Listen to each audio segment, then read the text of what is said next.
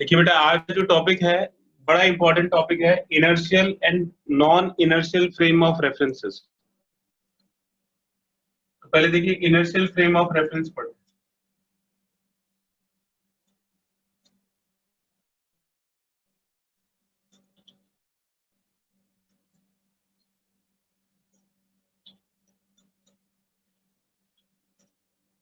जैसे सपोज करिए कि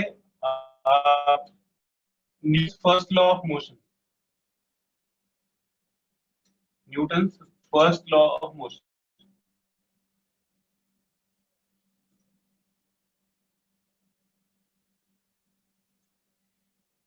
तो न्यूटन फर्स्ट लॉ है कि अगर कोई object rest, Newton first law of motion के अकॉर्डिंग अगर कोई ऑब्जेक्ट रेस्ट में है तो वो रेस्ट में ही रहेगा, और अगर वो मूव कर रहा है तो वो मूव करता है कि मोशन में, उसमें एक कंडीशन होती है। और कंडीशन क्या होती है कि फोर्स जीरो होना चाहिए। तो Newton first law of motion की कंडीशन होती है कि फोर्स जीरो रहेगा। अगर फोर्स जीरो नहीं रहेगा तो रेस्ट की कंडीशन चेंज हो जाएगी और मोशन की कंडीशन भी चेंज हो जाएगी, यानी कि जो स्पीड है तो फोर्स उसमें काम करता है स्पीड को बढ़ाने में या स्पीड को घटाने में। और force is equal to zero को हम ऐसे भी लिख सकते हैं, m into a is equal to zero और acceleration is equal to zero. तो इसी तरह से अगर कोई रेफरेंस मतलब जिसमें ऑब्जेक्ट है, जैसे ये कोई बस है, तो बस में कोई आदमी है, ये जो आदमी है अगर बस जीरो एक्सेलरेशन से मूव कर रही है, मतलब एक्सेलरेशन इसका जीरो है, तो एक्सेलरेशन इसका जीरो है तो इसमें दो कंडीशन हो सकती है, या तो रेस्ट की कंडीशन हो सकती है या कांस्टेंट वेलोसिटी की कंडीशन हो सकती है। तो अगर फोर्स नहीं लग रहा है यानी कि एक्सेलरेशन जीरो है, तो या तो ये जो ऑब्जेक्ट है ये इस बस के रिस्पेक्ट में रेस्ट में रहेगा, और अगर ये मूव कर रहा है तो मूव करेगा। तो दोनों ही केसेस में इसमें जो नेट फोर्स है वो जीरो होगा। तो अगर इसकी वेलोसिटी v है तो ये v वेलोसिटी से इस बस के फ्रेम के अंदर चलता रहेगा। तो जो बस है वो किस तरह का फ्रेम होगा, जो बस है वो हो जाएगा इनर्शियल फ्रेम ऑफ रेफरेंस।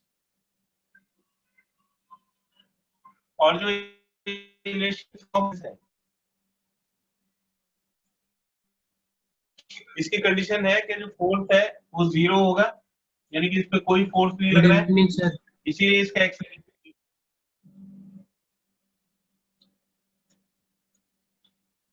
ठीक है बेटा, तो इनर्शियल फ्रेम ऑफ रेफरेंस की कंडीशन क्या है, एक्सेलरेशन जीरो होना चाहिए। तो एक्सेलरेशन जीरो दो केसेस में हो सकता है, या तो रेफरेंस रेस्ट में होगा, ये जो फ्रेम है या तो रेस्ट में होगा या कांस्टेंट वेलोसिटी से मूव कर रहा होगा। तो इसमें ये दो कंडीशन हो सकती है। और इसमें इंपॉर्टेंट है कि जो Newton first law of motion है वो एप्लीकेबल होता है। Newton first law of motion is applicable. Newton first law of motion क्या है कि अगर आपको मोशन की कंडीशन को चेंज करना है तो उसमें फोर्स लगाना पड़ेगा, यानी कि बिना फोर्स के मोशन की कंडीशन चेंज नहीं हो सकती। ठीक है, तो इस तरह के रेफरेंसेस को इनर्शियल फ्रेम ऑफ रेफरेंस बोलते हैं। इसका एक स्क्रीनशॉट ले लीजिए।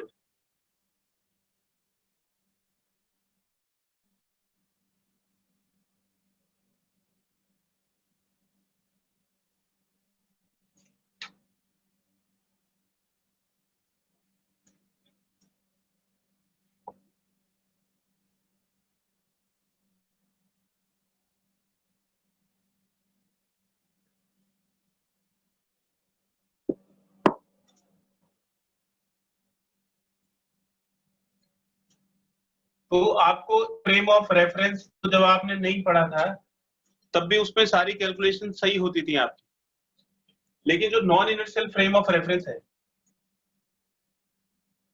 इसको अच्छी तरह से समझना है। नॉन इनर्शियल का मतलब है कि इसमें जो फोर्स है या जो एक्सेलरेशन है वो जीरो नहीं। तो इस तरह के फ्रेम जिनमें एक्सेलरेशन नॉन जीरो होता है, उस तरह के फ्रेम्स को हम नॉन फ्रेम, इसके एग्जांपल देखें। और इसमें जो Newton's first law of motion है, Newton's law of motion is not applicable. कि भाई न्यूटन्स फर्स्ट लॉ क्या होता है? न्यूटन्स फर्स्ट लॉ होता है कि अगर आपको मोशन की कंडीशन को चेंज करना है, यानी कि रेस्ट को अगर मोशन में लेके आना है या मोशन को चेंज करना है, या तो उसकी स्पीड बढ़ानी है या घटानी है, तो आपको फोर्स की रिक्वायरमेंट होगी या एक्शन की रिक्वायरमेंट होगी। तो अगर वो एप्लीकेबल नहीं होगा तो इसका मतलब है कि बिना फोर्स के इस तरह के रेफरेंसेस में बिना उसके ही मोशन की कंडीशन चेंज हो जाएगी। ठीक है, आप देखिए कि इसमें ऐसा क्या है, जैसे सपोज एक कोई बस है और इसकी ये रेस्ट में है, इसकी इनिशियल वेलोसिटी कितनी है? 0। और इसके ऊपर यहाँ पे एक पेंडुलम लटका हुआ है, ये एक पेंडुलम लटका हुआ है बस के अंदर, एक बॉब के साथ एक रस्सी बांध के आपने इसकी छत से इसको टांगा हुआ है, मतलब पेंडुलम है, और आपने इसको एक एक्सेलरेशन से मूव कर दिया। सपोज करिए कि इसका जो एक्सेलरेशन है वो 2 मीटर पर सेकेंड स्क्वायर है। तो जो आपने एक्सेलरेशन लगाया वो एक्सेलरेशन बस के ऊपर है, और इस बस के ऊपर है तो ये वाला जो पॉइंट है ये भी एक्सेलरेट होगा, लेकिन जो बॉब है वो एक्सेलरेट नहीं होगा। तो जब ये चलना शुरू करेगा तो इस बॉब की पोजीशन को बताइए कि ये बॉब की पोजीशन बस के रिस्पेक्ट में किस तरफ होगी, यानी कि जो बॉब है वो किस तरफ जाएगा। अगर बस एक्सेलरेट होता है 2 मीटर पर सेकेंड स्क्वायर से, तो बस आगे की तरफ चलेगी। इसकी जो वेलोसिटी, इनिशियल वेलोसिटी 0 थी, वो चेंज होके इसकी वेलोसिटी कुछ आएगी। मुझे इसके मोशन को पता करना है कि ये जो पेंडुलम है इसका मोशन किस तरह से हो जाएगा। मैं आपको दो सिचुएशन बताता हूँ, एक लेफ्ट हैंड साइड सिचुएशन है और एक ये राइट हैंड साइड वाली सिचुएशन। तो आप बताइए कि इन दोनों में बॉब कौन सी सिचुएशन में पहुंचेगा, लेफ्ट हैंड साइड वाली में या राइट हैंड साइड वाली में? इसमें आता है, बोलिए बेटा। Sir left. चुप मत रहिए। Sir left. लेफ्ट वाली में, यानी कि ये जो है, ये जो बॉब है ये बस के रिस्पेक्ट में लेफ्ट की तरफ मूव करेगा। ये बस जो बॉब है वो लेफ्ट की तरफ कैसे मूव कर सकता है? क्या हम बॉब के ऊपर कोई फोर्स लगा रहे हैं? बॉब ने कैसे मूव किया, पीछे की तरफ क्यों जा रहा है? सर इनर्शिया, है ना, इनर्शिया की सिचुएशन में। Yes sir. आप अगर सोचिए तो इस पे कोई भी फोर्स नहीं लग रहा है और फिर भी वो लेफ्ट साइड की तरफ जा रहा है। इसका मतलब ये हुआ कि इस पे Newton's first law of motion applicable नहीं है। यानी कि अगर जो वो है, अगर ए नॉन जीरो है तो इस तरह के रेफरेंसेस को हम बोलते हैं non inertial frame of reference. Non inertial frame of references में इनर्शिया की वजह से बिना फोर्स लगे ऑब्जेक्ट एक्सेलरेशन के ऑपोजिट मूव करता है, यानी कि जिस तरफ एक्सेलरेशन लगता है उसको बिना फोर्स लगे उसके ऑपोजिट मूव करता है। कोई भी ऑब्जेक्ट है वो एक फोर्स को फील करेगा। तो अगर यहाँ पे कोई बैठा हुआ है तो ये भी एक फोर्स को फील करेगा, यानी कि एक फ्रेम ऑफ रेफरेंस में जितने भी ऑब्जेक्ट हैं वो पीछे की तरफ एक धक्का महसूस करेंगे, एक फोर्स महसूस करेंगे। And this type of references is called non inertial frame of reference. तो आपको non inertial frame of reference का मतलब समझ में आ गया? उसमें फर्स्ट लॉ एप्लीकेबल नहीं होता है, ऑब्जेक्ट्स बिना फोर्स के एक्सेलरेशन के ऑपोजिट डायरेक्शन में मूव करते हैं, यानी कि वो ऐसा फील करते हैं जैसे एक्सेलरेशन के ऑपोजिट डायरेक्शन में उन पे एक फोर्स लग रहा है, जबकि फोर्स कोई कुछ नहीं होता है। इस बॉब के ऊपर पीछे की तरफ कोई फोर्स नहीं लगा है, ठीक है, किसी ने कोई फोर्स नहीं लगाया है, लेकिन वो इनर्शिया की अपनी पोजीशन की वजह से तो आगे तरफ एक्सेलरेट होगी, लेकिन ये जो ऑब्जेक्ट है ये पीछे की तरफ रहना चाहता है, इसलिए एक इमेजिनरी फोर्स फील करता है पीछे की तरफ। ठीक है, तो इस फोर्स का जस्टिफिकेशन हम दिखाएंगे कि ये फोर्स, अभी तो ये बिना फोर्स के पीछे की तरफ मूव कर रहा है, तो पीछे फोर्स मूव लगता है, ये इमेजिनरी फोर्स है, ऐसा कोई फोर्स नहीं होता है, मतलब अनरियल फोर्स है। ठीक है, तो इसको हम बोलते हैं non inertial frame of reference. तो आपको बस इतना याद रखना है, कुछ ना कुछ एक्शन फ्रेम के अंदर है तो उसको हम non inertial frame of reference बोलेंगे, और उसमें फर्स्ट लॉ ऑफ मोशन नहीं लगा सकते, मतलब बैलेंसिंग नहीं कर सकते। ठीक है, इसका एक स्क्रीनशॉट लीजिए बेटा। सर ले लिया।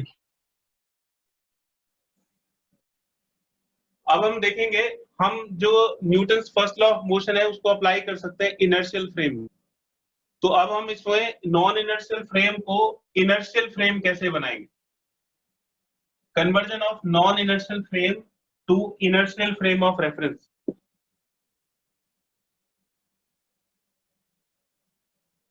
Conversion of non-inertial frame of reference to inertial frame of reference. Non-inertial frame of reference का मतलब है A is not equal to 0 और inertial frame of reference का मतलब है A is equal to 0। तो जो नॉन जीरो एक्सेलरेशन है उसको जीरो एक्सेलरेशन में कैसे कन्वर्ट करेंगे? तो इसके लिए क्या करेंगे कि जैसे ये हमारा non inertial frame of reference था और इस पे सपोज करिए कि जो एक्सेलरेशन है वो ए है, ये ए एक्सेलरेशन से बॉडी मूव कर रही है। तो हमें ये जस्टिफाई करना है कि जो बॉब था वो इस तरफ किस फोर्स से आया, मतलब इस पे कौन सा फोर्स इस डायरेक्शन में लग रहा है। ठीक है, तो अगर हम इस फोर्स को जस्टिफाई कर दें कि ये कोई फोर्स होता है, ये जो non inertial frame of reference है फिर इनर्शियल फ्रेम ऑफ रेफरेंस बन जाएगा। सर समझ नहीं आया। तो ये, हाँ वो मैं बता रहा हूँ, ये इस फोर्स का कोई जस्टिफिकेशन अभी तक नहीं था ना, ये पीछे की तरफ क्यों जा रहा है, ये कोई फोर्स इसके ऊपर नहीं लग रहा था। अगर हम ऐसा कोई फोर्स बता दें कि भाई ये पीछे की तरफ एक फोर्स लग रहा है, तो उस फोर्स की एप्लीकेशन के बाद इसका जस्टिफिकेशन हो जाएगा कि फोर्स की वजह से ये पीछे की तरफ जा रहा है। तो फिर ये non inertial frame of reference नहीं रहेगा, क्योंकि फिर इसमें हम ये बता सकते हैं कि कोई फोर्स है जो इसको पीछे की तरफ खींच रहा है। भाई अगर इसकी पोजीशन में चेंज हो रहा है तो वो किसी फोर्स की वजह से होना चाहिए ना। तो अगर हम कोई फोर्स ऐसा बता सकें कि जिसकी वजह से ये पीछे जा रहा है, तो फिर तो Newton first law of motion applicable है कि भाई फोर्स है कोई, वो फोर्स इसकी पोजीशन को चेंज कर रहा है, मतलब इसकी जो मोशन की कंडीशन है उसको चेंज कर रहा है। ये बात समझ में आ रही है या नहीं? सर अपने शब्द में समझाओ, कैसे समझ में आ रही है आपको? सर आपने इसमें बोला है कि ये जो पेंडुलम इसमें लटका हुआ है सर, ये किसी, अभी हमें जस्टिफाई करना है कि ये किसी मोशन की वजह से हिल रहा है, मतलब सर इस पे फोर्स लग रखा है। तो मैं हाँ, फोर्स की वजह से मोशन आ रहा है। Yes sir. तो अगर फोर्स नहीं है तब तो ये non inertial frame of reference yes है, सर। और अगर हमने ये फोर्स जस्टिफाई कर दिया तो फिर ये क्या बन नॉन गया? Inertial frame of reference. फिर ये इनर्शियल फ्रेम ऑफ रेफरेंस है। तो यानी कि हमें कोई फोर्स अज्यूम करना पड़ेगा।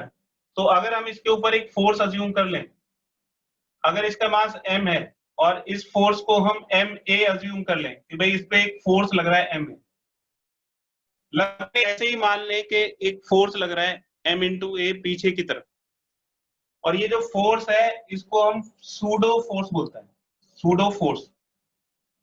तो ये जो सूडो है इसका मतलब होता है अनरियल फोर्स।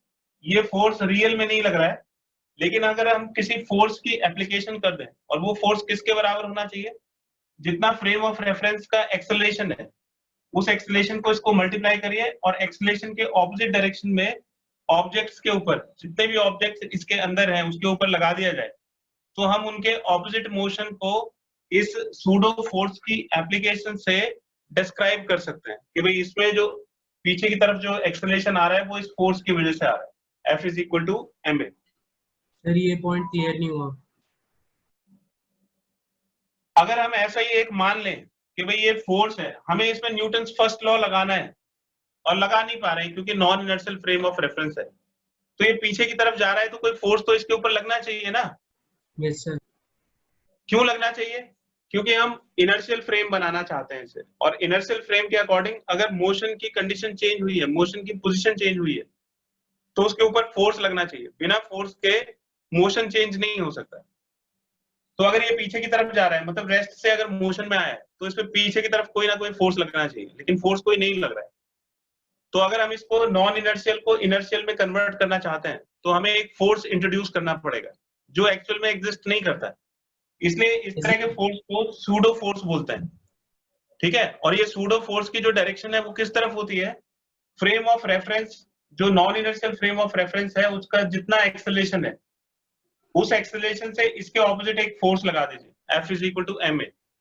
Okay sir. तो ये फोर्स आ गया, और अगर ये फोर्स आ गया तो अब इस हम जस्टिफाई कर सकते हैं कि एक सूडो फोर्स है, मतलब कोई फोर्स है m इंटू ए जिसकी वजह से ये ऑपोजिट डायरेक्शन में चल रहा है। ठीक है, तो ये जो सूडो फोर्स है इसकी एप्लीकेशन से ये चीज जस्टिफाई हो जाएगी। सूडो का मतलब अनरियल, एक्चुअली एग्जिस्ट नहीं कर रहा है। तो फिर जरा ध्यान से सुनिए, हम नॉन इनर्शियल फ्रेम को इनर्शियल फ्रेम ऑफ रेफरेंस बना रहे हैं, तो उसके लिए हमें सूडो फोर्स की एप्लीकेशन करनी पड़ेगी। मतलब हम इसके मोशन को इस सूडो फोर्स से जस्टिफाई कर सकते हैं। है तो ये non inertial frame of reference, लेकिन हमें जो कैलकुलेशन करनी है वो इनर्शियल फ्रेम ऑफ रेफरेंस की तरह से करनी है, तो हमें इसके मोशन को जस्टिफाई करना पड़ेगा। तो हमें एक फोर्स को अज्यूम करना पड़ेगा। तो ये जो अज्यूम्ड फोर्स है, जो अनरियल सूडो फोर्स एप्लीकेशन से हम non inertial frame of reference को इनर्शियल फ्रेम ऑफ रेफरेंस की तरह यूज कर सकते हैं। ठीक है, तो non inertial frame of reference को इनर्शियल फ्रेम ऑफ रेफरेंस कैसे बना सकते हैं?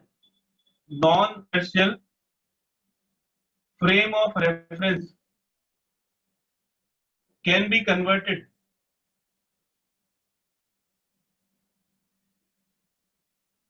into inertial frame of reference,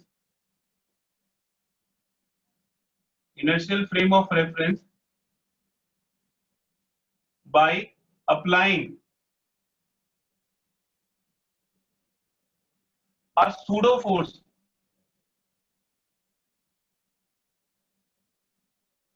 F is equal to ma on all the objects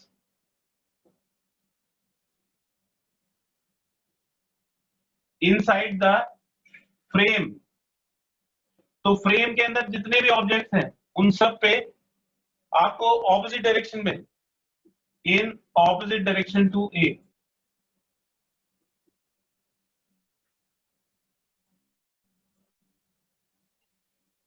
ठीक है। तो अगर कोई एक्सेलरेटेड फ्रेम है, यानी कि non inertial frame of reference है, और उसको हमको inertial frame of reference use करना है, तो उस फ्रेम के अंदर जितने भी ऑब्जेक्ट्स हैं उन पे एक सूडो फोर्स लगाना पड़ेगा, जिससे हम उसके डायरेक्शन के मोशन को जस्टिफाई कर पाएंगे। ठीक है, तो ये जो जस्टिफिकेशन है ये किसी फोर्स से ही आ सकता है, और वो फोर्स इमेजिनरी है, यानी कि सूडो फोर्स है। सूडो का मतलब है जो रियल नहीं, अनरियल फोर्स है। तो जैसे ही आप नॉन इनर्शियल फ्रेम में ऑपोजिट डायरेक्शन में एक फोर्स अज्यूम कर लेते हो, मतलब एक सूडो फोर्स की एप्लीकेशन कर देते हो, तो जो नॉन इनर्शियल फ्रेम है वो इनर्शियल फ्रेम बन जाता है, और हम इसके बैकवर्ड मोशन को फोर्स से जस्टिफाई कर सकते हैं। और फिर जो हमने अभी तक जैसे भी फोर्सेस यूज किए थे उस तरह से हम इस वाले फोर्स को भी यूज कर पाएंगे। तो ये अभी चीज थोड़ी थोड़ी समझ में आती है इनिशियली, लेकिन जब हम इसके क्वेश्चंस अभी एग्जांपल्स करेंगे तो ये सब समझ में आएगा।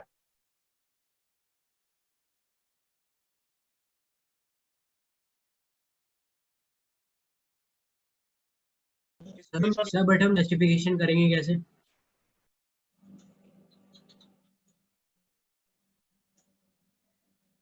जस्टिफिकेशन, ये तो non inertial frame of reference को इनर्शियल फ्रेम ऑफ रेफरेंस बनाने के लिए हमें एक सूडो फोर्स अप्लाई करना पड़ेगा, जो एकदम नहीं कर, आपने इसमें ये तो फोर्स लगा दिया, तो ये इसका जस्टिफिकेशन नहीं होगा कि भाई ये पीछे की तरफ जा रहा है तो इस फोर्स की वजह से जा रहा है। Yes sir. तो जैसे ही हम इसको फोर्स को अप्लाई कर देंगे सूडो फोर्स को, तो फिर वो प्रॉब्लम ही खत्म हो जाएगी कि ये पीछे क्यों जा रहा है, इस फोर्स की वजह से। तो हम laws of apply f is कि भाई जो मोशन है वो फोर्स की वजह से हो रहा है। नहीं आ रहा है? सर आ गया। इसका एक स्क्रीनशॉट लेकर हम इसको और समझने की कोशिश करेंगे।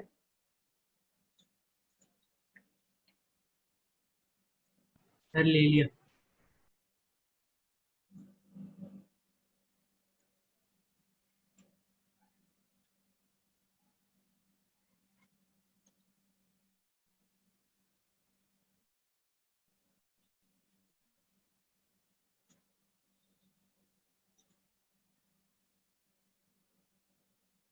देखिए इसका एग्जांपल है lift moving upward, lift moving upward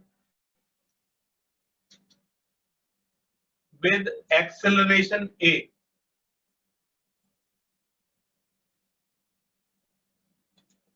अगर कोई लिफ्ट ऊपर a एक्सेलरेशन से मूव कर रही है, तो जैसे कोई लिफ्ट है और ये जो लिफ्ट है ये a एक्सेलरेशन से ऊपर की तरफ जा रही है, तो ये बताइए कि जो लिफ्ट है ये किस तरह का फ्रेम ऑफ रेफरेंस है? Non inertial. Non inertial. तो ये जो लिफ्ट है ये non inertial frame of reference होगी, क्योंकि इसमें एक्सेलरेशन है, फ्रेम ऑफ रेफरेंस। अब इसके अंदर क्या है कि ये एक वेइंग मशीन है और इसके ऊपर एक बच्चा खड़ा हुआ है। ये वेइंग मशीन के ऊपर एक बच्चा खड़ा हुआ है और इसका जो मास है वो m है। तो इसका जो एपरेंट वेट होगा, एपरेंट वेट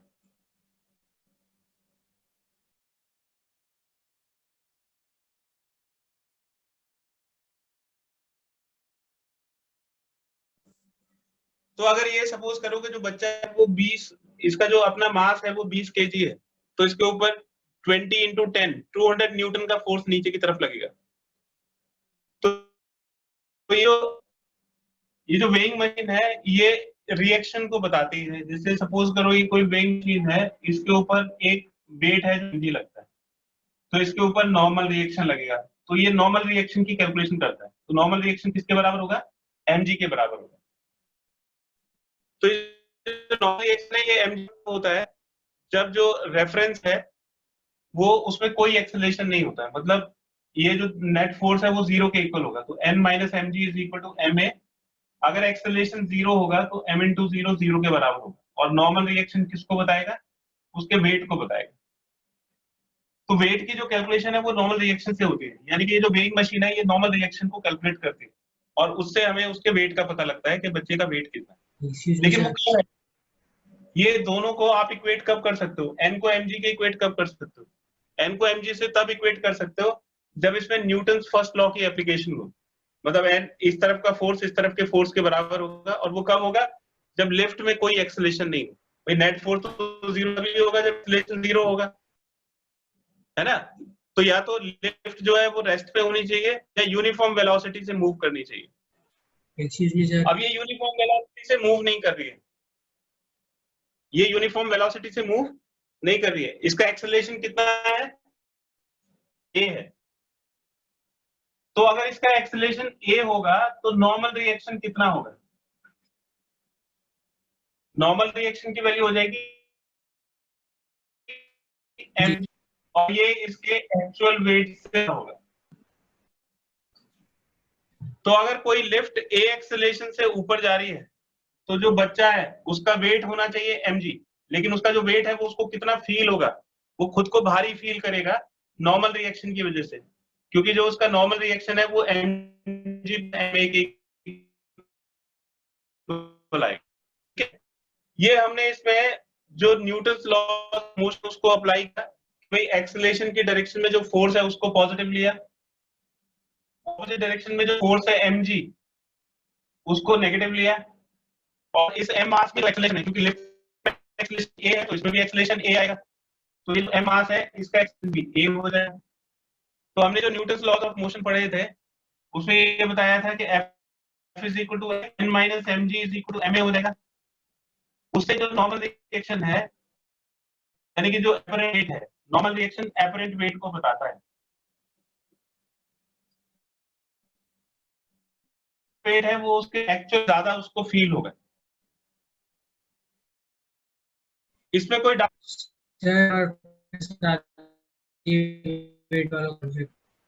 देखो इस मास को कंसीडर करो, ये मैंने इससे m से अब मुझे इसका फ्री बॉडी डायग्राम बनाना। इसमें जो नॉर्मल रिएक्शन है, जो इसके सरफेस की नॉर्मल रिएक्शन होगी वो ऊपर की तरफ होगी। नॉर्मल रिएक्शन एपरेंट वेट को कैसे बताता है? इस ध्यान से समझिएगा कि नॉर्मल रिएक्शन एपरेंट वेट को कैसे बताता है। इनके ऊपर कितना वेट मतलब लगाता हूँ? सर एपरेंट वेट मतलब वेट मतलब mg। एपरेंट वेट का मतलब है कि मैं कितना अपना वेट फील करता हूँ। आपको कभी ऐसा महसूस हुआ है कि आप वो जो ऐसी ये जो मैरी गो राउंड होता है, इसमें आप नीचे की तरफ आते हैं तो अपना वेट कम फील करते हैं या नहीं? Yes sir. तो वो जो वेट है वो कैसे फील कम करते हो आप? उसको एपरेंट वेट बोलते हैं। कभी हमको अपना वेट ज्यादा लगता है, कभी कम लगता है, उसको एपरेंट वेट बोलते हैं। तो हम अपना वेट कैसे फील करते हैं, इसको ध्यान से समझना बेटा। हम अपना वेट कैसे फील करते हैं? हम जमीन के ऊपर खड़े हुए हैं, तो हम जमीन के ऊपर कितना फोर्स लगा रहे हैं? सर जितना हमारा एक्चुअल वेट है। ये जैसे जमीन हो गई, अर्थ हो गई, और ये तुम खड़े हो यहाँ पे, तो तुम जमीन के ऊपर कितना फोर्स लगा रहे हो अगर तुम्हारा मास m है तो? Sir m a. mg। m into g. तो जब तुम जमीन के ऊपर फोर्स लगाओगे तो क्या जमीन तुम्हें छोड़ देगी? No sir. जमीन भी तुम्हारे ऊपर फोर्स लगाएगी। कितना फोर्स लगाएगी? सर सेम फोर्स लगाइए। और उस फोर्स को हम क्या बोलते हैं? Normal reaction. नॉर्मल। ये जो नॉर्मल रिएक्शन है ये किसके बराबर होगा? mg के बराबर। जी। तो तुम कौन सा फोर्स फील करोगे? तुम उस फोर्स को फील करोगे जो जमीन के ऊपर लगाओगे, या उस फोर्स को फील करोगे जो जमीन तुम्हारे ऊपर लगाएगी? सर जो जमीन हमारे ऊपर लगाएगी। तो जो जमीन तुम्हारे ऊपर लगाएगी नॉर्मल रिएक्शन, उसी को एपरेंट वेट बोलते हैं, कि आप कितना एपरेंट वेट फील करोगे। क्लियर है? Yes sir. तो अब देखो जरा, अब ये जैसे यहाँ पे लिफ्ट की सरफेस पे खड़ा हुआ है, तो ये लिफ्ट की सरफेस पे एक फोर्स लगा रहा है। ये लिफ्ट की सरफेस पे कितना फोर्स लगा रहा है? mg। mg। तो लिफ्ट की सरफेस पे इसके ऊपर एक फोर्स लगाएगी। कितना Yes, sir. फोर्स लगाएगी? n। n नॉर्मल रिएक्शन के बराबर। और लिफ्ट में एक्सेलरेशन कितना है? a। तो तुम्हारे अंदर कितना एक्सेलरेशन आ जाएगा? a। तो ये वाला जो फ्री बॉडी डायग्राम है ये समझ में आ रहा है? Yes sir. लिफ्ट की जो रिएक्शन है वो n हो गई। तुमने जो लिफ्ट के ऊपर वेट लगाया वो mg हो गया। तुम्हारे अंदर जो एक्सेलरेशन हो गया वो a हो गया। अब इस पे न्यूटन का सेकंड लॉ ऑफ मोशन लगाइए। तो आपको बताया था कि एक्सेलरेशन के डायरेक्शन में जो फोर्स लगेगा वो कैसा होगा? पॉजिटिव होगा। तो n को पॉजिटिव लेंगे और mg को नेगेटिव, तो ये हो जाएगा n माइनस mg। और जो ये नेट फोर्स है ये किसके बराबर होगा? F is equal to ma। a acceleration है तो ये ma के बराबर हो गया। तो नॉर्मल रिएक्शन कितना हो गया? mg plus ma। तुम्हारा एक्चुअल वेट कितना था? mg। लेकिन जब तुम लिफ्ट में a एक्सेलरेशन से ऊपर जा रहे हो तो तुम कितना वेट फील करोगे? mg plus ma। तो जब लिफ्ट ऊपर की तरफ जाती है तो हम खुद को भारी फील करते हैं। और क्यों भारी फील करते हैं? इस ma की वजह से। ठीक है, अब इसको हम पढ़ेंगे, ये जो non inertial frame of reference है, अब इसको हम इनर्शियल बना के पढ़ेंगे। अभी तो हमने इसको non inertial frame of reference में कैलकुलेट किया, ए एक्सेलरेशन को यूज किया ना हमने। हाँ या ना बोलो बेटा, इसमें आप ए एक्सेलरेशन को यूज करते हैं।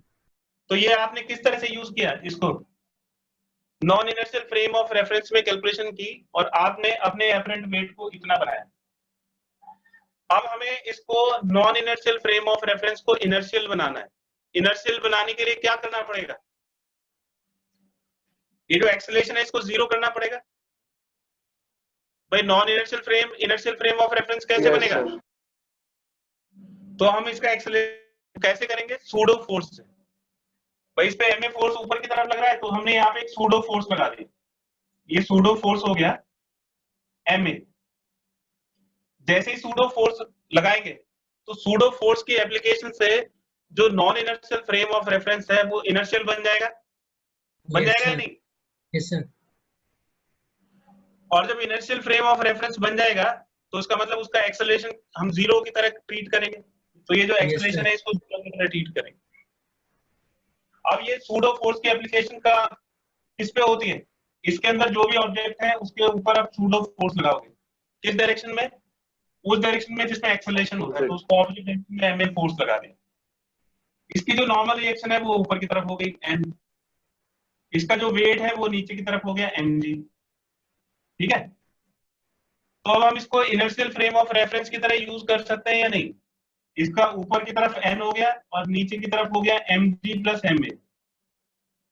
और ये m इंटू जीरो, क्योंकि एक्सेलरेशन अब जीरो हो गया, क्योंकि ये इनर्शियल फ्रेम ऑफ रेफरेंस बन गया। तो जैसे ही आप सूडो फोर्स की एप्लीकेशन करते हो तो ये जीरो आ जाएगा, यानी कि ये किसके बराबर हो जाएगा? n is equal to mg plus ma, क्योंकि एक्सेलरेशन तो है नहीं। अगर एक्सेलरेशन नहीं है तो ये दोनों फोर्सेस एक दूसरे को बैलेंस कर देंगे, तो ऊपर वाला फोर्स नीचे वाले फोर्स के बराबर हो जाएगा। तो इसको तो हमने सूडो फोर्स के एप्लीकेशन से किया, और ये बिना सूडो फोर्स के एप्लीकेशन से किया। तो हम इसको non inertial frame of reference को सूडो फोर्स के एप्लीकेशन के बाद इनर्शियल फ्रेम ऑफ रेफरेंस की तरह यूज कर सकते हैं या नहीं? मतलब बिना एक्सेलरेशन की कैलकुलेशन के हम उसको कर सकते हैं। क्लियर है या नहीं है? Yes sir. तो देखो, अगर आपको non inertial frame of reference की तरह करना है तो जो पहले जितने भी क्वेश्चन हमने किए थे वो सब non inertial frame of reference के थे, और इनर्शियल फ्रेम ऑफ रेफरेंस की तरह करना है तो आपको एक सूडो फोर्स की एप्लीकेशन करनी पड़ेगी। और वो सूडो फोर्स की एप्लीकेशन कैसे होगी? जिस तरफ एक्सेलरेशन है उसके ऑपोजिट डायरेक्शन में उसके बराबर फोर्स लगा देंगे और फोर्सेस को बैलेंस कर देंगे।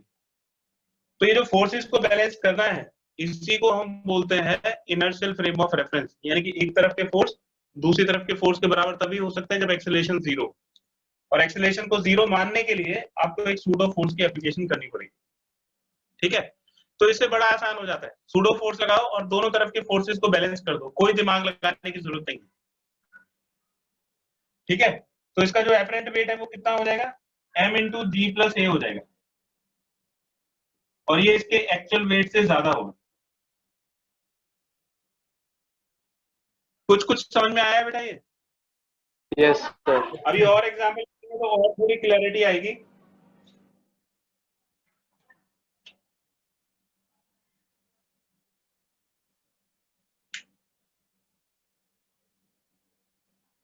इसका दूसरा एग्जाम्पल देखिए।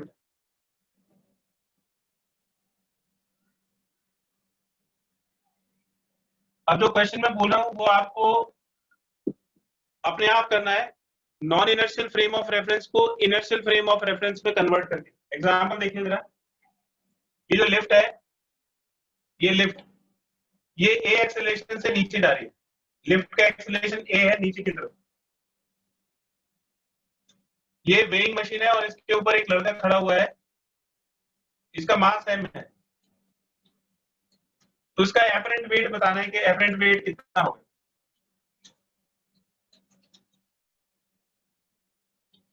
एपरेंट वेट की कैलकुलेशन बताइए बेटा। एपरेंट वेट मतलब नॉर्मल रिएक्शन की कैलकुलेशन बतानी है। अब जो लिफ्ट है पहले ऊपर की तरफ जा रही थी ए एक्सेलरेशन से, अब ए एक्सेलरेशन से नीचे की तरफ जा रही है, और आपको ये non inertial frame of reference को इनर्शियल फ्रेम ऑफ रेफरेंस में कन्वर्ट करके फिर आंसर बताना है।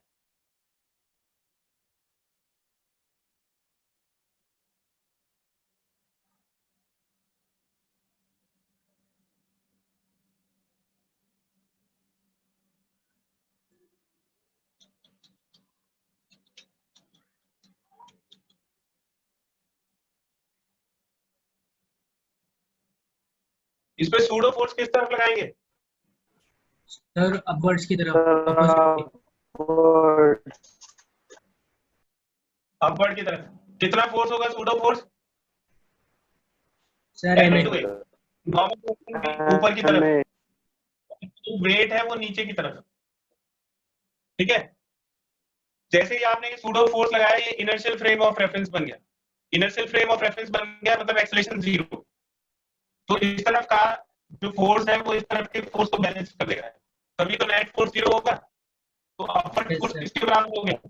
ma प्लस mg, और डाउनवर्ड फोर्स किसके बराबर हो गया? mg के बराबर। तो नॉर्मल रिएक्शन की वैल्यू किसके बराबर हो गई? mg minus ma।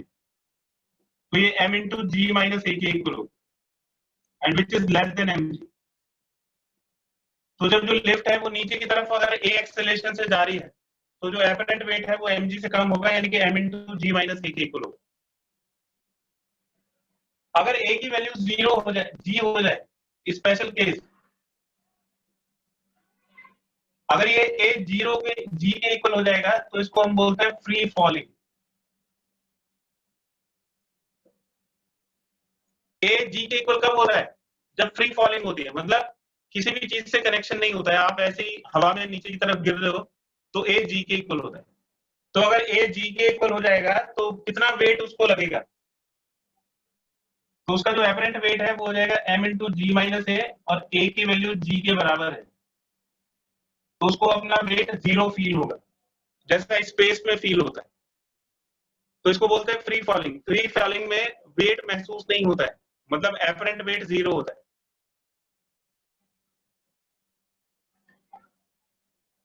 So this is the condition of weightlessness.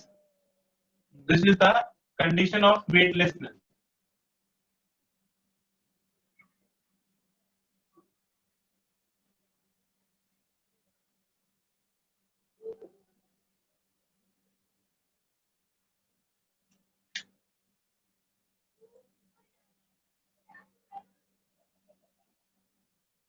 Sir हो गया।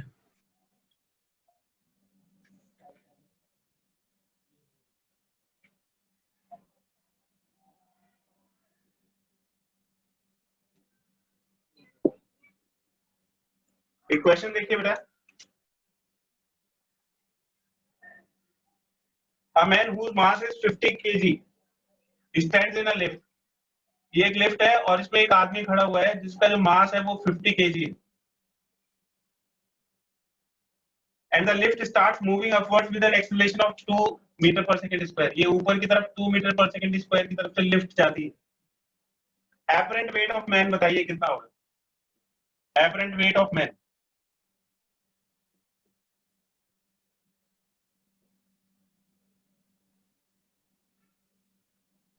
So 100. 100 क्यों बेटा? अभी हमने इसकी कैलकुलेशन करी थी ना। Excuse me sir. हाँ बेटा बोलो। सर इसमें जी क्या लेना है? G10 ले लो बेटा। Okay sir. 600। हाँ तो 600 न्यूटन आ जाएगा। तो m किसके बराबर हो जाएगा? Yes sir. mg plus m के बराबर। तो m इंटू जी प्लस ए होगी। तो m50 G10 और A2, तो 600 न्यूटन इसका एपरेंट वेट आ जाएगा।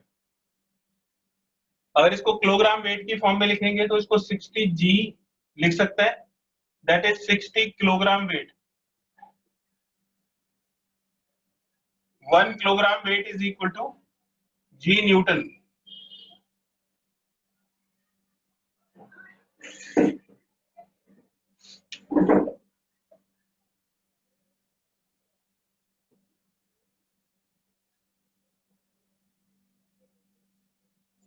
तो सूडो फोर्स की एप्लीकेशन करिए और दोनों तरफ के फोर्सेस को बैलेंस कर दिए, और बाकी जो पुरानी चीजें हैं उनको एज इट इज याद रखेंगे। सूडो फोर्स का ध्यान रखिएगा बेटा। एक क्वेश्चन बता रहा हूं, उस क्वेश्चन को ट्राई करिएगा।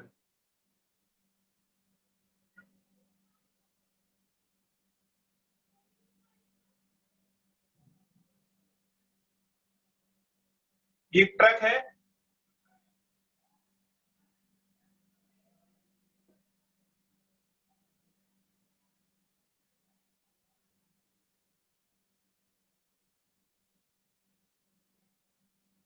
यहाँ पे एक ऑब्जेक्ट रखा हुआ है। इस ऑब्जेक्ट का मास दिया हुआ है 2 kg। तो 2 kg का एक ऑब्जेक्ट रखा हुआ है और जो ट्रक है moving with constant acceleration 1 metre पर सेकंड स्क्वायर। ये जो ट्रक है इसका एक्सीलरेशन दिया हुआ है 1 मीटर पर सेकंड स्क्वायर।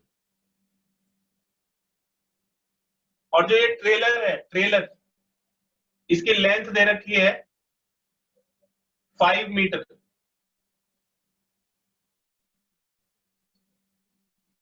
ये जो पार्ट है, ये वाला पार्ट जिसके ऊपर ये ऑब्जेक्ट रखा हुआ है, इसकी लेंथ 5 मीटर दी हुई है और ये बिल्कुल यहाँ पे रखा हुआ है, कोने पे रखा हुआ है।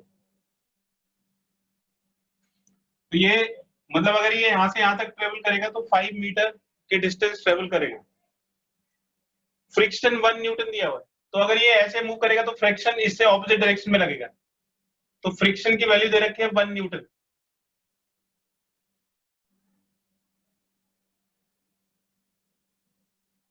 तो टाइम बताना है, टाइम बताना। ऑब्जेक्ट विथ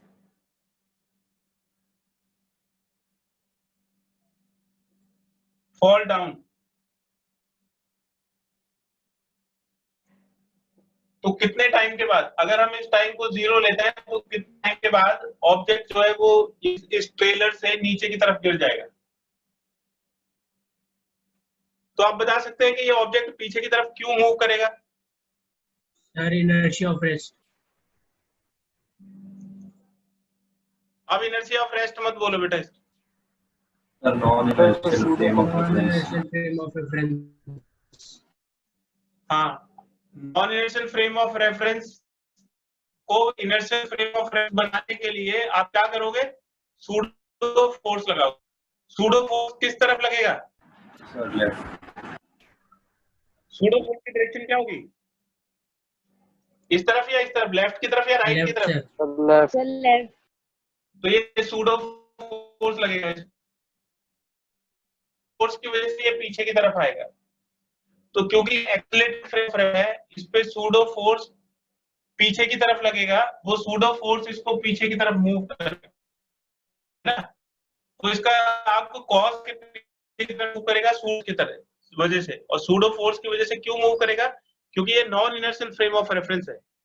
अब ये सारी चीजें आपको पता है, इस तरफ 1 न्यूटन का फोर्स लग रहा है, इस तरफ सूडो फोर्स लग रहा है, सूडो फोर्स कितना होता है वो भी आपको पता है। अब इस क्वेश्चन को करके बताइए कि टोटल कितना टाइम लगेगा इसको यहां से यहां तक गिरने के लिए। 2 मिनट का टाइम है, जल्दी से इस क्वेश्चन को ट्राई करिए और बताइए क्या आंसर आएगा इसका।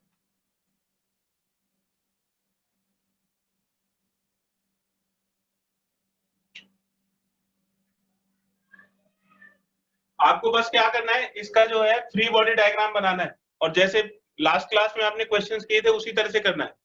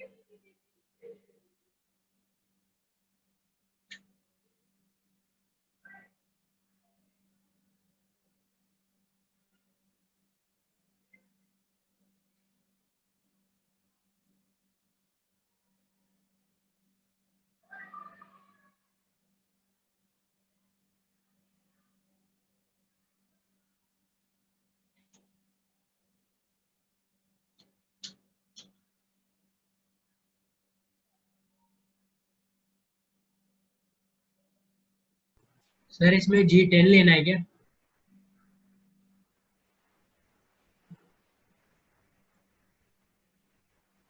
Excuse me sir.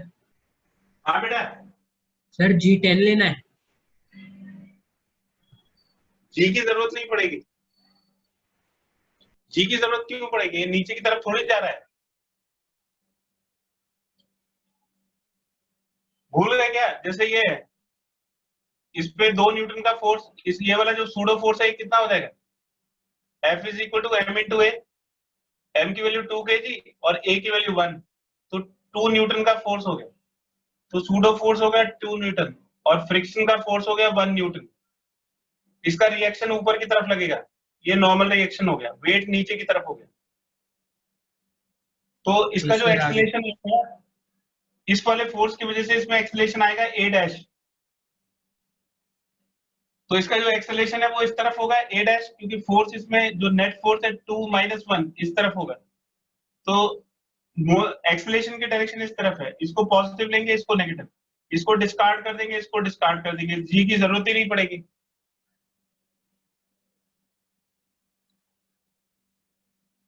है ना। तो नेट फोर्स कितना हो गया? ये पॉजिटिव, ये नेगेटिव, ये नेट सर फोर्स हो 1 गया। न्यूटन।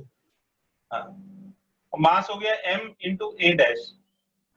तो 1 इज इक्वल हाफ आ टू जाएगा 2 इंटू ए डैश। तो ए डैश की वैल्यू हो जाएगी 1/2 मीटर पर सेकंड स्क्वायर। यानी कि इस ट्रेलर पे ये जो ऑब्जेक्ट है 1/2 मीटर पर सेकंड स्क्वायर से ऑपोजिट डायरेक्शन में मूव करेगा। तो अब इसमें फॉर्मूला लगा दीजिए, s is equal to ut plus half at square. A यहाँ पे ए डैश के बराबर हो जाएगा। तो इसको कितनी डिस्टेंस ट्रेवल करनी है? 5 मीटर। इसको गिरने के लिए 5 मीटर का डिस्टेंस ट्रेवल करना पड़ेगा। इनिशियल स्पीड 0, ए डैश की वैल्यू हमने निकाल दी 1/2, ए डैश 1/2 के इक्वल हो गया इंटू टी स्क्वायर। तो 1/4 t square is equal to 5।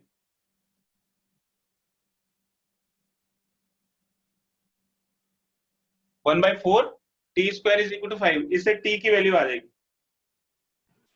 Sir √20। हाँ √20 यानी कि 2√5, तो टी Yes, स्क्वायर हो गया 20 and t is equal to √20, that is 2√5 metre per second. तो 2√5 सेकेंड लगेंगे इसको गिरने के लिए। तो बाकी सारा क्वेश्चन पहले की तरह था, बस आपको एक सूडो फोर्स की एप्लीकेशन करनी है। तो जैसे ही आपको फ्रेम मिले एक्सेलरेटेड, तो आप उसमें सूडो फोर्स लगा दीजिए और बाकी सारी कैलकुलेशन पहले की तरह करेंगे जो हमने पिछली क्लास में पढ़ा था।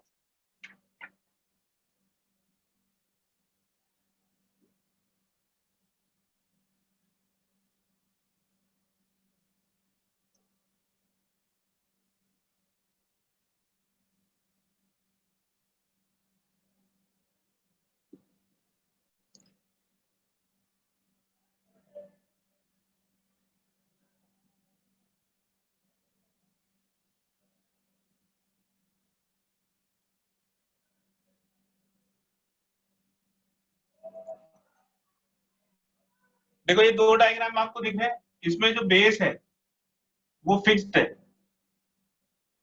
और ये जो ऑब्जेक्ट है ये फ्री फॉल कर रहा है, मतलब इसका जो एक्सेलरेशन है वो जी के बराबर है। ये फ्री फॉल कर रहा है लेकिन इसमें बेस भी ऊपर की तरफ जा रहा है। ये जो ऑब्जेक्ट है बिल्कुल इसी की तरह है लेकिन इसमें जो बेस है वो भी ऊपर की तरफ जा रहा है।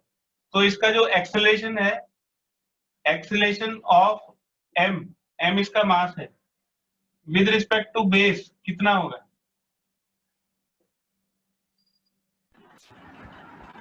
G plus A. तो देखिए ये जो जी डैश है हम इसको लिख सकते हैं जी एम माइनस जी बेस, रिलेटिव एक्सेलरेशन निकाल सकते हैं। तो जी एम तो जी के बराबर हो गया नीचे की तरफ, तो नीचे की तरफ को हमने पॉजिटिव ले लिया और बेस का जो एक्सेलरेशन है ऊपर की तरफ है तो माइनस ए लेंगे, तो ये जी प्लस ए होगा। तो अगर कोई ऑब्जेक्ट नीचे की तरफ गिर रहा है, फ्री फॉल कर रहा है, तो अर्थ के रिस्पेक्ट में यानी कि ग्राउंड के रिस्पेक्ट में उसका एक्सेलरेशन जी होगा। लेकिन अगर लिफ्ट है, लिफ्ट ए एक्सेलरेशन से ऊपर की तरफ जा रही है, तो उसका एक्सेलरेशन लिफ्ट के रिस्पेक्ट में कितना होगा? जी प्लस ए। तो इसको हम बोलते हैं इफेक्टिव एक्सेलरेशन। इफेक्टिव एक्सेलरेशन ये हमने सूडो फोर्स से भी कैलकुलेट किया था, क्योंकि जो नॉर्मल रिएक्शन है वो कितना आया था इस केस में, अगर लिफ्ट ए से ऊपर जा रही है, अगर ये लिफ्ट ए से ऊपर जा रही है और इसके अंदर कोई ऑब्जेक्ट फ्री फॉल करेगा, नीचे की तरफ गिरेगा, तो उसका जो नॉर्मल रिएक्शन है उसकी वैल्यू क्या आई थी?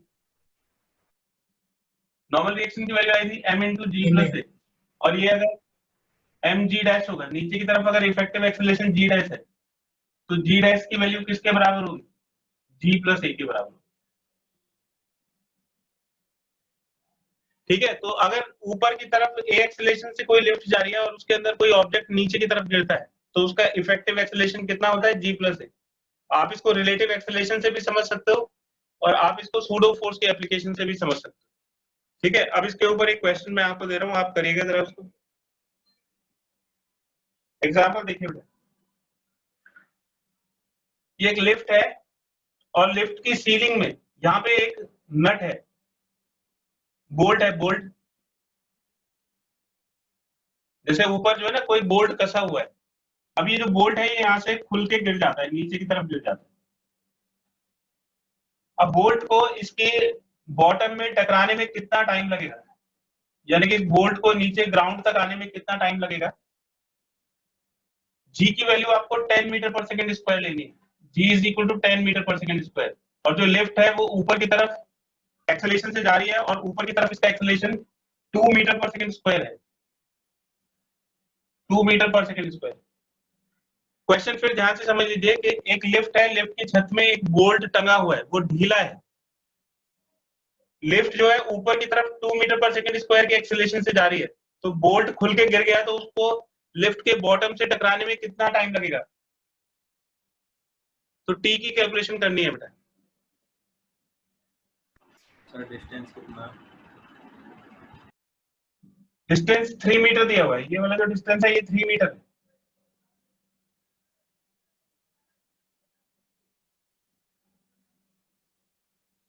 और सर बोल्ट का लिफ्ट मास की कितना हाइट, दिया हुआ है? मास नहीं दिया हुआ, मास की जरूरत नहीं पड़ेगी।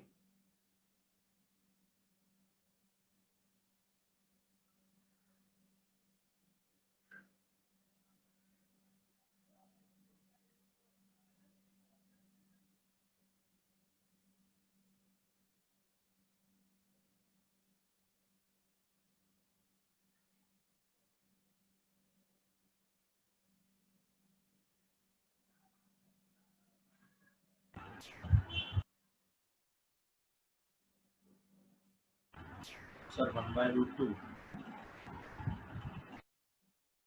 कितना बेटा? 1/√2। 1/√2 सेकेंड, करेक्ट।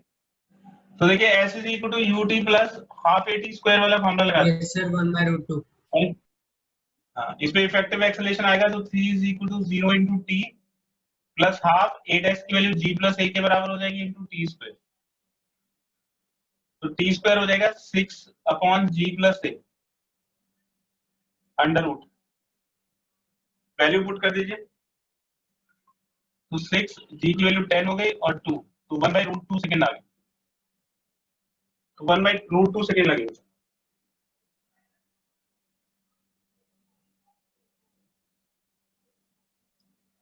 अब देखिए इस क्वेश्चन के लिए मैं आपको कुछ नहीं बता रहा हूँ, आप अपना दिमाग लगाइएगा और करिएगा इसको।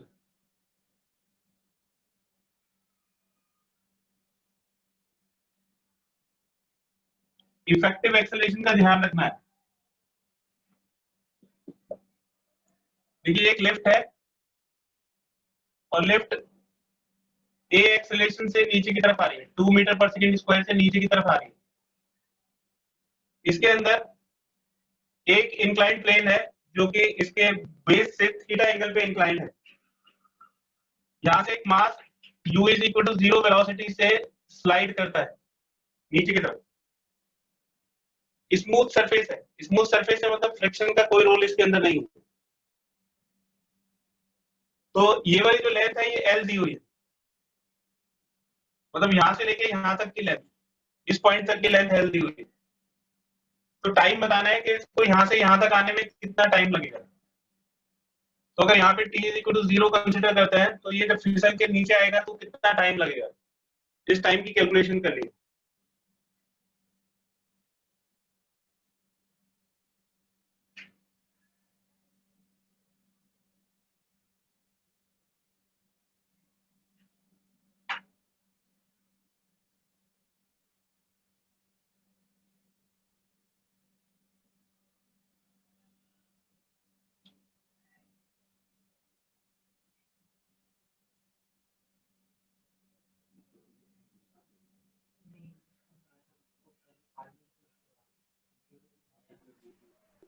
Excuse me sir.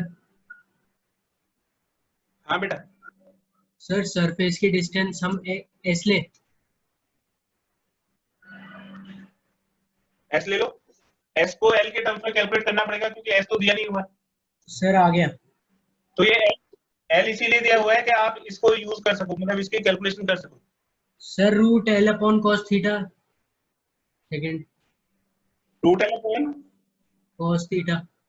गलत है बेटा, क्या L अपॉन गलत है?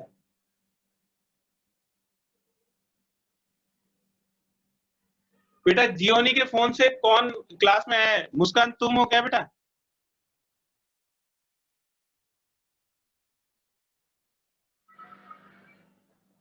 जियोनी नाम से किसने एंटर करा हुआ है क्लास में? सर राधिका। राधिका, अच्छा बेटा ठीक।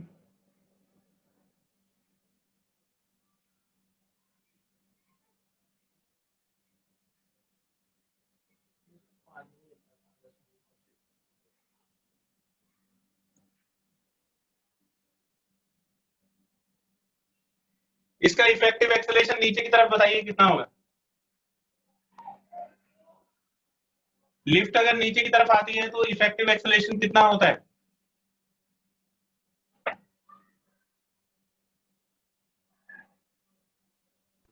सर जी।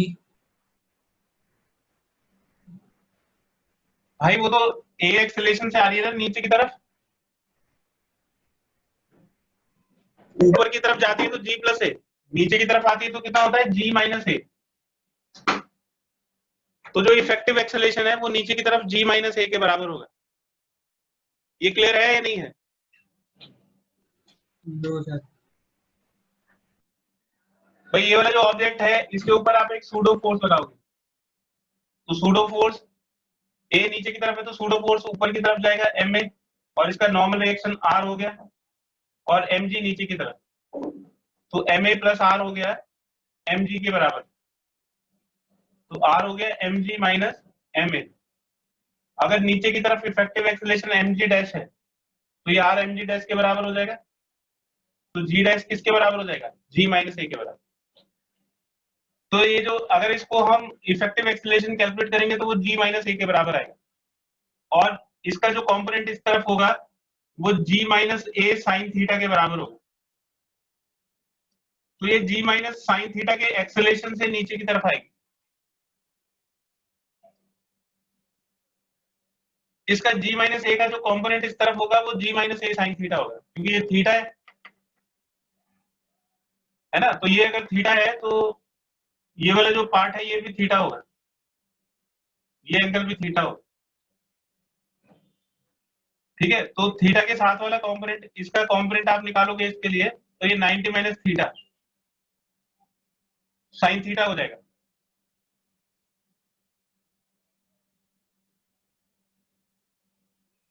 तो इसका जो कंपोनेंट आएगा वो जी माइनस ए कॉस 90 माइनस थीटा, और कॉस 90 माइनस थीटा किसके बराबर होता है? साइन थीटा के बराबर होता है।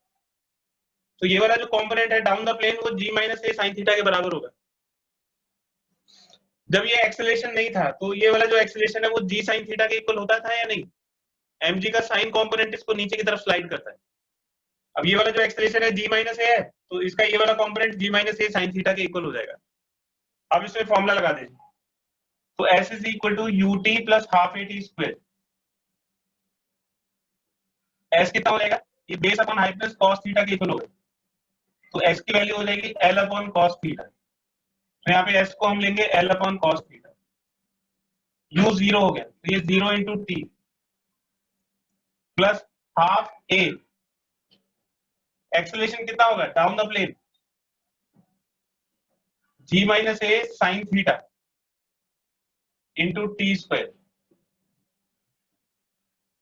तो ये 2 इधर मल्टीप्लाई हो जाएगा, ये तो 0 हो गया, तो 2l upon g minus a sine theta into cos theta, ये टी स्क्वायर के इक्वल हो गया। तो टी की वैल्यू क्या हो जाएगी? टी की वैल्यू हो जाएगी under root 2l upon g minus a into sine theta into cos theta. ठीक है, तो इसको इतना टाइम लगेगा।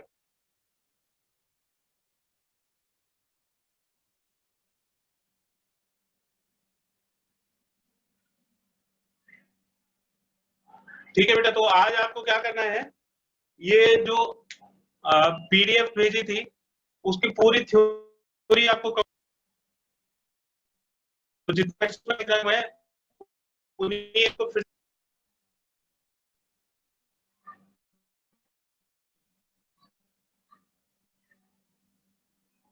Okay sir.